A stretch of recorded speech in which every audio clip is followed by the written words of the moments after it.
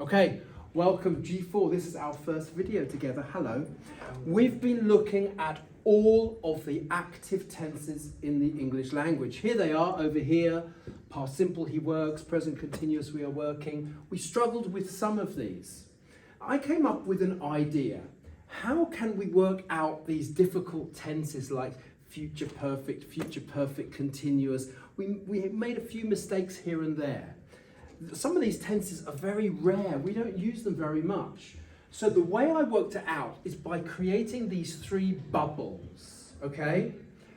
Whenever you use some sort of a continuous tense, you always use the verb to be and an ing verb. Whenever you use a future, you use will. Now, I know that's not always the case. We can use present continuous, we can use going to. But when we're trying to work out these tense structures, stick with this as an idea in your head just for a minute. Then whenever we want to use a perfect, we need one of the have or has or had plus a past participle.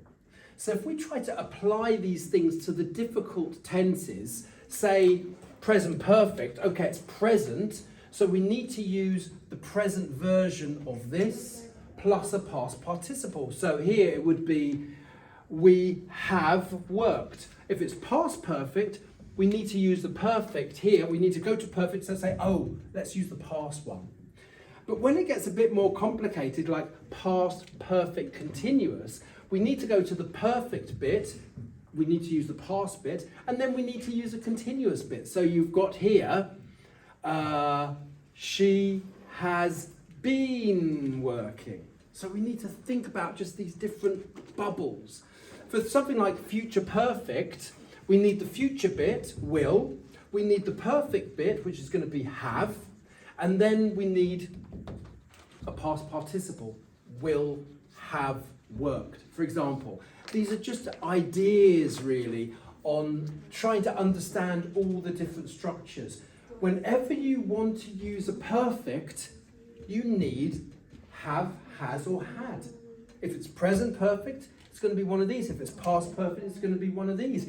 If you're going to use a continuous, you need some sort of a verb be.